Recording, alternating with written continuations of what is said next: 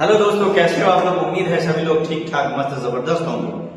प्यारे दोस्तों, अगर आप लोग सरकारी नौकरी की तैयारी कर रहे हैं तो आज का वीडियो बहुत इंपॉर्टेंट होने वाला है। इस वीडियो को आप लोग एंड तक जरूर देखें, अदरवाइज सरकारी नौकरी से हाथ धो बैठिएगा। आज हम लोग डिस्कस करने वाले हैं कंप्यूटर में पूछे जाने वाले हर एक सरकारी नौकरी में टॉप 50 क्वेश्चंस के बारे में। इसको आप लोग एकदम रट्टा मार लेना है, बिल्कुल भी नहीं घबराना। तो चलिए बिना देर के शुरू करते हैं वन बाय वन।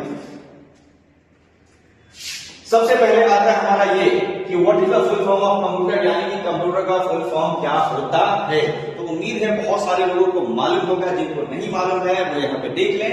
सी से होता है आपका कॉमनली, ओ से होता है ऑपरेटिंग, एम से होता है मशीन, टी से होता है पर्टिकुलरली, यू से होता है यूज्ड फॉर, टी से होता है ट्रेनिंग, टी से एजुकेशन एंड आर से रिसर्च। हमारा नेक्स्ट क्वेश्चन आता है कि कंप्यूटर का ब्रेन किसे कहते हैं। तो इसमें से बहुत सारे लोग जानते हैं कि कंप्यूटर का ब्रेन हम लोग सीपीयू यानी सेंट्रल प्रोसेसिंग यूनिट को बोलते हैं। नेक्स्ट क्वेश्चन आता है आपका सीपीयू का फुल फॉर्म क्या होता है। जैसा कि मैंने अभी बोला कि सीपीयू का फुल फॉर्म आपका होता है सेंट्रल प्रोसेसिंग यूनिट। नेक्स्ट आपका क्वेश्चन होता है कि कंप्यूटर का परमानेंट मेमोरी क्या होता है। तो कंप्यूटर का परमानेंट मेमोरी जो होता है वो आपका होता है रोम। रोम का मतलब होता है रीड ओनली मेमोरी। रोम का होता है आपका रीड ओनली मेमोरी। हमारा नेक्स्ट क्वेश्चन आता है टेम्पररी मेमोरी क्या होता है। टेम्पररी मेमोरी हम लोग बोलते हैं रैम को। रैम का फुल फॉर्म होता है रैंडम एक्सेस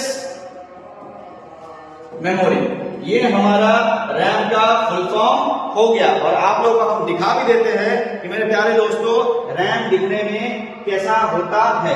रैम आपका कुछ इस टाइप का होता है, रैंडम एक्सेस मेमोरी। अगला हमारा नेक्स्ट क्वेश्चन आता है कि कीबोर्ड किस टाइप का डिवाइस होता है। तो वेरी सिंपल, वेरी आसान, कीबोर्ड जो होता है वो आपका एक तरह का इनपुट डिवाइस होता है। नेक्स्ट क्वेश्चन जो आता है मॉनिटर किस टाइप का डिवाइस होता है। तो मॉनिटर आपका ऑलवेज एक तरह का आउटपुट डिवाइस होता है। आप जरा समझिए, इनपुट डिवाइस वो होता है जिसके जरिए कंप्यूटर में इंफॉर्मेशन को फीड किया जाता है, और आउटपुट डिवाइस वो होता है जिसके जरिए फीड किए हुए इंफॉर्मेशन को हम लोग देख सकते हैं। और मॉनिटर दिखाने का काम करता है, इस वजह से मॉनिटर एक तरह का आउटपुट डिवाइस होता है। नेक्स्ट क्वेश्चन हमारा आता है वर्ल्ड का फर्स्ट कंप्यूटर का नाम क्या था। तो इसका फर्स्ट कंप्यूटर का नाम था ENIAC। इंटरनेट के जनक किसे कहते हैं, ठीक है। तो इंटरनेट के जो जनक है वो आपके ये हैं विंडो एफ। www का फुल फॉर्म क्या होता है। तो very simple, world wide web आपका www का फुल फॉर्म होता है। नेक्स्ट आपका आता है कंप्यूटर वायरस क्या होता है।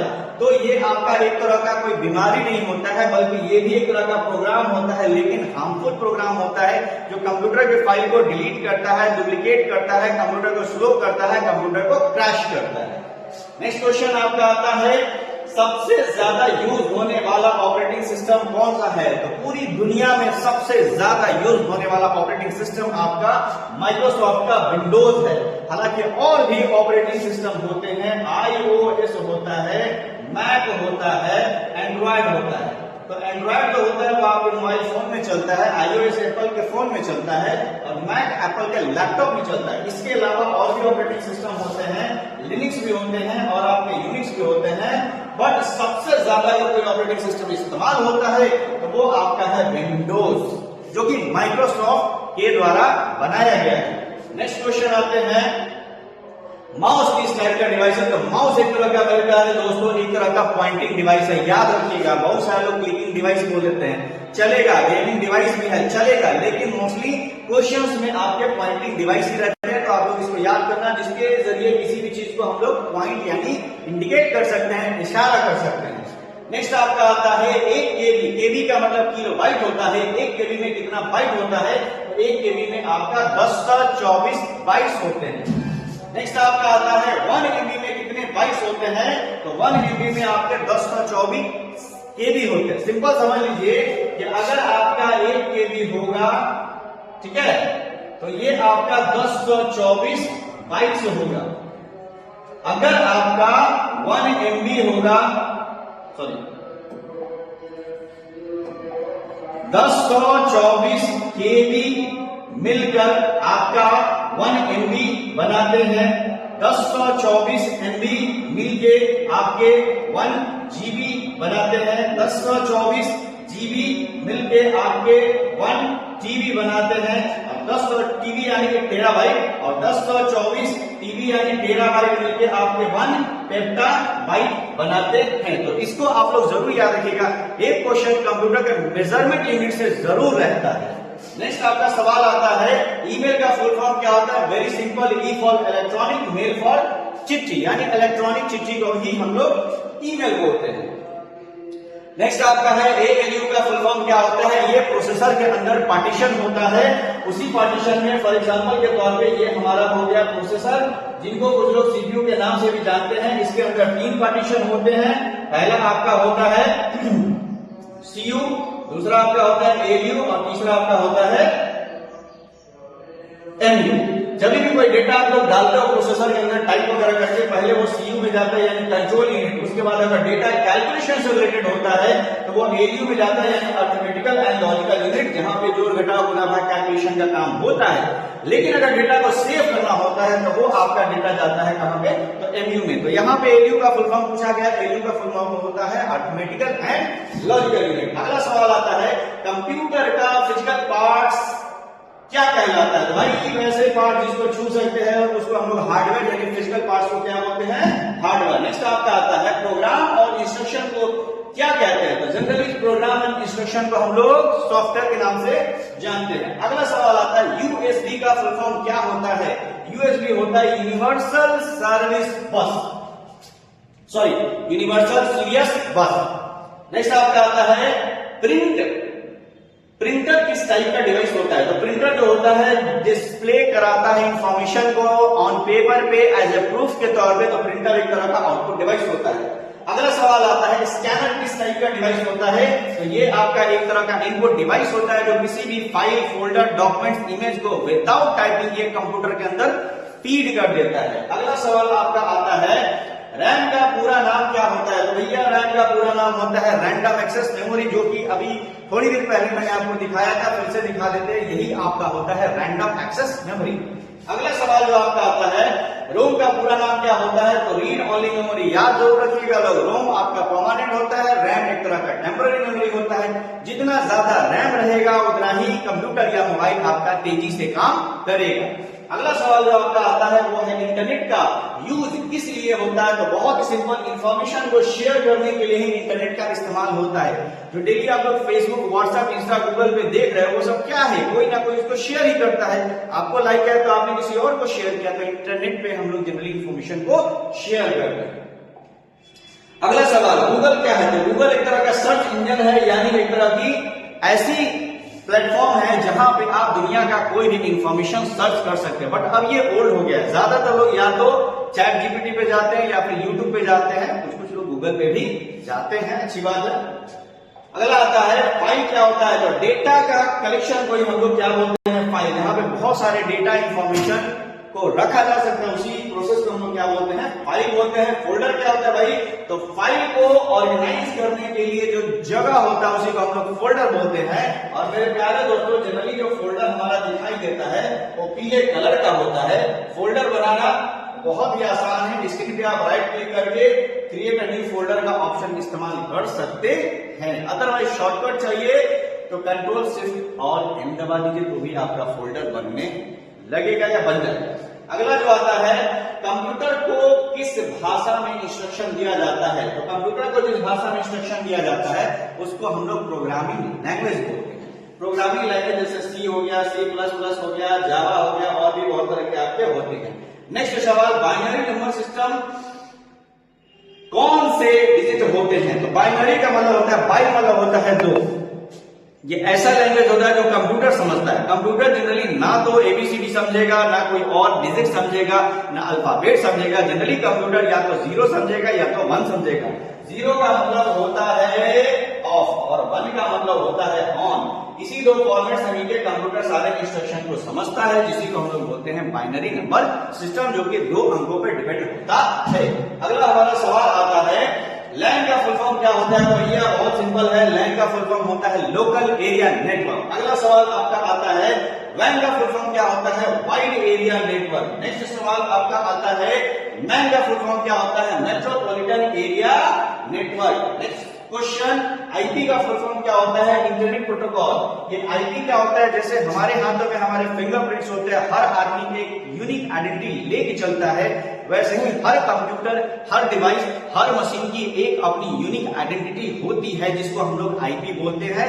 मोबाइल में इसको IMEI नंबर से या नाम से जाना जाता है, बट कंप्यूटर पे इसको इंटरनेट प्रोटोकॉल के नाम से जाना जाता है। URL का फुल फॉर्म होता है यूनिफॉर्म रिसोर्स लोकेटर। क्या होता है? सपोज करिए आपको कंप्यूटर पे जीमेल ओपन करना है, तो आप ऐसे जो कुछ डेटा लिखते हो www.gmail.com, इसी प्रोसेस को हम लोग बोलते हैं एक तरह का, ये क्या है? जीमेल खोलने का जो है वो एक तरह का क्या है? तो एड्रेस है। इसी एड्रेस को ही कंप्यूटर को हम लोग जानते हैं इस नाम से URL। अगर आपको कोई भी लिंक्स ओपन करना हो तो URL पे जाके ही किया जा सकता है। अगला सवाल जो आपका आता है, मॉडेम का यूज किस लिए होता है? भाई तो इंटरनेट कनेक्शन करने के लिए आपका मॉडेम का यूज होता है। मॉडेम का फुल फॉर्म होता है मॉड्यूलेटर एंड डीमॉड्यूलेटर। बिल्कुल आपको नहीं पता होगा, इसको आप लोग अगेन हम फिर से बता रहे हैं, मॉड्यूलेटर एंड डीमॉड्यूलेटर, जो कंप्यूटर में इंटरनेट कनेक्ट करवाने के लिए हेल्प करता है। नेक्स्ट आपका आता है सवाल, शॉर्टकट की कॉपी के लिए क्या होता है? बहुत ही सिंपल, कॉपी का शॉर्टकट होता है, वेरी गुड, Ctrl+C। लगभग सभी लोगों को मालूम है, तो अच्छी बात है। आपका पेस्ट का शॉर्टकट क्या होता है? तो याद रखिएगा Ctrl+V होता है। अगला जो आपका आता है कट का शॉर्टकट क्या होता है? तो ये आपका Ctrl+X होता है। अगला सवाल आपका आता है, कंप्यूटर को रीस्टार्ट करने का शॉर्टकट, कीबोर्ड से 3 बटन एक साथ दबाइएगा, Ctrl+Alt+D। इसको हम लोग हॉट बूटिंग बोलते हैं। क्या बोलते हैं भाई? Hot booting. कंप्यूटर में 2 टाइप्स का बूटिंग होते हैं, कोल्ड और हॉट। वो कभी डिटेल से डिस्कस कर देंगे, फिलहाल शॉर्टकट आप लोग यहाँ पर ध्यान दीजिए, क्योंकि एग्जाम निकालना भी हमारे यहाँ टारगेट है। अगला जो आता है वो आता है, एक्सेल किस कंपनी का सॉफ्टवेयर है? बहुत सिंपल, चाहे एक्सेल हो, चाहे MS वर्ड हो, चाहे पावर पॉइंट हो, एक ही कंपनी का सॉफ्टवेयर है, वो सारी कंपनी का नाम है आपका माइक्रोसॉफ्ट, जो कि एक अमेरिकन बेस्ड कंपनी है। अगला सवाल जो आता है वो आपका आता है, वर्ड किस टाइप का सॉफ्टवेयर है? तो वर्ड एक वर्ड प्रोसेसिंग टाइप का सॉफ्टवेयर है, जहां पे वर्ड को लिखते हैं, एडिट करते हैं, फॉर्मेट करते हैं, टेबल लगाते हैं, शेप देते हैं, स्मार्ट आर्ट बनाते हैं, बहुत तरह के एडिटिंग से रिलेटेड, पेज सेटअप से रिलेटेड काम करते हैं, प्रिंटिंग करते हैं। इसी को हम लोग बोलते हैं वर्ड प्रोसेसिंग सॉफ्टवेयर, जो वर्ड्स को अच्छे तरह से प्रोसेस कर पाए। अगला सवाल जो आता है वो है आपका, पावर पॉइंट किस लिए यूज होता है? तो ये आपका प्रेजेंटेशन, यानी शॉर्ट में हम लोग बोल सकते हैं कि PPT बनाने में यूज होता है। अगर कोई आपका डॉक्यूमेंट है जो कि किसी बहुत सारे लोगों के सामने आपको प्रोड्यूस करना है, तो सिंपल वर्ड में आप उसको ना बना के अगर PPT यानी पावर पॉइंट में बनाइएगा, अच्छा स्लाइड दीजिएगा, अच्छा स्लाइड डिजाइन दीजिएगा, अच्छा इफेक्ट डालिएगा, तो व्यूअर्स को आपको वो स्लाइड बहुत ही बेहतरीन लगेगी। और इसी बेहतरीन बनाने वाले प्रोसेस को ही हम लोग बोलते हैं power point software.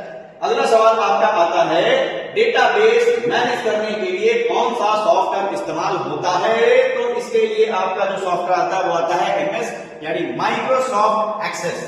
Next question आपका आता है, क्लाउड स्टोरेज का एग्जांपल क्या होता है? इसको गूगल ड्राइव बोलते हैं। क्लाउड का मतलब क्या होता है? मान के चलिए आपके कोई डॉक्यूमेंट्स है, आप हमेशा तो उसको कैरी करके ले नहीं जा सकते, तो क्लाउड पे अपना एक अकाउंट बनाइए। क्लाउड एक तरह का सॉफ्टवेयर होता है, बादल नहीं होता है, बादल इन द सेंस माना जाता है। उस पे अपना सारा डॉक्यूमेंट्स वगैरह अपलोड कर दिया, आप जहां से चाहे, जिस डिवाइस से चाहे, उस डिवाइस से अपना ID पासवर्ड डाल के आप उसको एक्सेस कर सकते हैं। इसी प्रोसेस को हम लोग बोलते हैं गूगल ड्राइव। ये जीमेल पे जनरली काम होता है। जीमेल अकाउंट अगर आपके पास है तो आप अपना सारा डॉक्यूमेंट गूगल ड्राइव पर डाल दीजिए, फिर आपको पास में कैरी करने की कोई जरूरत नहीं है। ये एक तरह का क्लाउड कंप्यूटिंग फंक्शन के तौर पे काम करता है। अगला आता है, ऑपरेटिंग सिस्टम का एग्जांपल क्या है? तो ऑपरेटिंग सिस्टम का एग्जांपल आपका विंडोज भी है, आपका लिनक्स भी है, मैंने आपको बोला था यूनिक्स भी आपका आ जाता है, आपका मैक भी आ जाता है। एप्पल के जो भी डिवाइसेस होते हैं, लैपटॉप, उसमें आपका मैक ऑपरेटिंग सिस्टम चलता है। अगर आप फोन चलाते हैं, अगर आप लोग फोन चलाते हैं तो फोन में भी ऑपरेटिंग सिस्टम चलता है। फोन में आपका एप्पल का कोई फोन होगा तो iOS चलेगा, नॉर्मल कोई भी फोन होगा तो आपका एंड्रॉइड नाम का ऑपरेटिंग सिस्टम चलता है। बहुत सारे लोग एंड्रॉइड को फोन समझते हैं, बट मेरे प्यारे दोस्तों, एंड्रॉइड कोई फोन नहीं है, ये एक तरह का ऑपरेटिंग सिस्टम है। अगला सवाल आपका आता है लिनक्स क्या है। तो भैया लिनक्स एक तरह का ओपन सोर्स ऑपरेटिंग सिस्टम होता है जिसमें मल्टीपल यूजर्स एक साथ मल्टीपल प्लेसेस से बैठ के काम कर सकते हैं और किसी को किसी के काम से कोई इफेक्ट नहीं पड़ता है। अगला जो आता है सवाल ये आपका है कि स्पैम ईमेल क्या होता है। देखिए भाई कभी कभी आपके ईमेल पे बिना मतलब के अनवांटेड ईमेल आ जाते हैं, तो जीमेल उसको ब्लॉक करता है या फिर स्पैम में डालने की जरूरत नहीं है। कभी फेक आ गया किसी भी तरह का तो वो आपका स्पैम में काम कर जाता है। ये आपका एक अनवांटेड ईमेल होता है। अगला सवाल आता है पासवर्ड स्ट्रॉन्ग कैसे होता है। तो पासवर्ड स्ट्रॉन्ग करने का तरीका ये है कि जब भी आप पासवर्ड डाले उसमें आप कुछ लेटर डाले, फॉर एग्जांपल के तौर पे ABC, कुछ नंबर डाले 1 2 3, कुछ आप उसमें सिंबल लगाते ऐसे। अगर इस फॉर्मेट में आप पासवर्ड दीजिएगा तो हैक करना है किसी के बाप दादा का भी हिम्मत नहीं होगा कि आपका हैक कर पाएगा। इस टाइप से पासवर्ड को आप स्ट्रॉन्ग बना सकते हैं। अगला और आखिरी सवाल आज का, बैकअप का मतलब क्या होता है कि डेटा का एक्स्ट्रा कॉपी बनाने के प्रोसेस को ही बैकअप करता है। जैसे आपने कोई अपना डेटा लैपटॉप या सिस्टम में डाला, बाई द वे अगर डिलीट हो गया तब तो आपको हालत खराब हो जाएगी उस डेटा को रिकवर करने में। तो इससे बेहतर है आप उस डेटा का एक बैकअप पेन ड्राइव में, SSD में या फिर एक्सटर्नल हार्ड डिस्क में लेके भी रखें। अगर कभी डेटा डिलीट हो जाए तो वहां से आप इसको रिकवर कर सकते हैं। तो प्यारे दोस्तों ये था आपका 50 कंप्यूटर से रिलेटेड क्वेश्चंस जो कि हर एक एग्जाम में आपको काम करेगा। याद कर लीजिएगा, निकल लीजिएगा, नहीं याद करिएगा नौकरी निकल जाएगी हाथ से। चलिए मिलते हैं अगले किसी बहुत ही बेहतरीन वीडियो में, तब तक के लिए सलाम नमस्ते।